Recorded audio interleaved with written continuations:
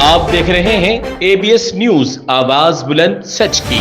ABS news देखने वाले तमाम नाज़रीन को प्यार भरा सलाम और आदाब। नाज़रीन, ईरान से एक बड़ी खबर सामने आ रही है। ईरान से खबर यह है कि ईरान के 8वें सदर इब्राहिम रईसी जहाँ भाग हो चुके हैं। हेलीकॉप्टर हादसे में उनके जहाँ भाग होने की इत्तलात मुकम्मल तौर पर वाज़ेह कर दी गई है। हम आपको बता दें, गुज़िश्ता रोज़ जुमा के दिन जब वो सी डैम का इफ्तिताह करने के बाद अपने शहर तबरेज़ लौट रहे थे तो अचानक रास्ते में हालात और मौसम ख़राब होने की वजह से रास्ता पायलट को साफ नज़र नहीं आया, जिसकी वजह से वो इनका हेलीकॉप्टर का हादसे का शिकार हो गया और उनके साथ मौजूद दीगर अफराद भी और वज़ीर ख़ारजा भी जाँ बहक होने की इत्तलात मौसूल हुई है। एक छोटी सी नज़र उनकी ज़िंदगी पर डाल दें कि 1960 के ईरान के शहर मुशहद में इब्राहिम रईसी की विलादत हुई और उसके बाद तकरीबन 20 साल की उम्र में ही ईरान की अदालत का एक हिस्सा बन गए और तकरीबन अदालत की कार्रवाई से लेकर तकरीबन उनकी अपनी ज़िंदगी का आधा हिस्सा उन्होंने निज़ामी और अदालती कार्रवाइयों के अंदर तफरीक कर दी। और बाद जब 2017 में इन्होंने इंतखाबात में उनके साथ हिस्सा लिया तो वो ईरान के आयतुल्लाह ख़ामनेई के साथ वो हार गए और उसके बाद 2021 में इन्होंने फिर से मुकाबला किया तो 62.9% के तहत उन्होंने जीत हासिल की और इसी तरह ईरान के वो 8वें सदर बन गए।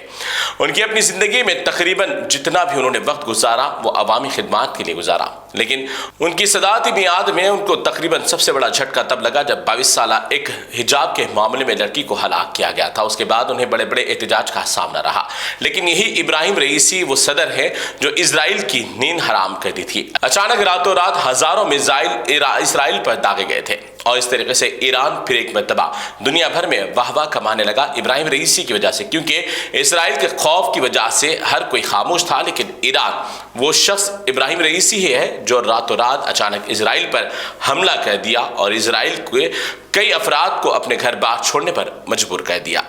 आखिरकार इब्राहिम रईसी की हलाकत की जब खबर ईरान में आम हुई तो कई जगहों पर गम का माहौल भी छा गया, लेकिन ज़रूरी नहीं कि हर कोई इनको पसंद करे।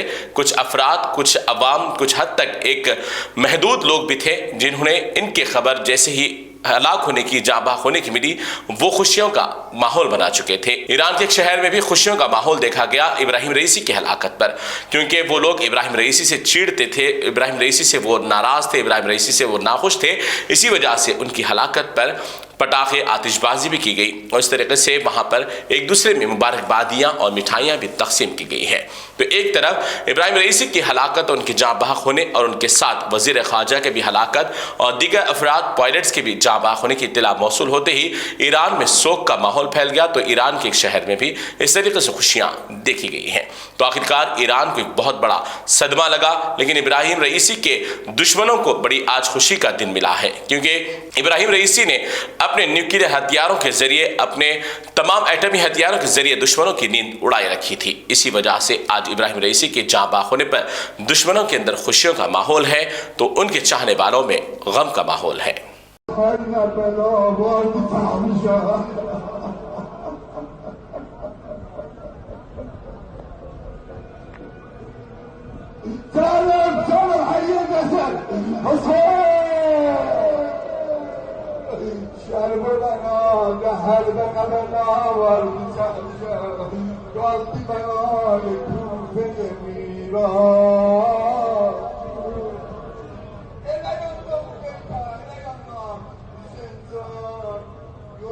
Zadım elimde beraber kalamışam.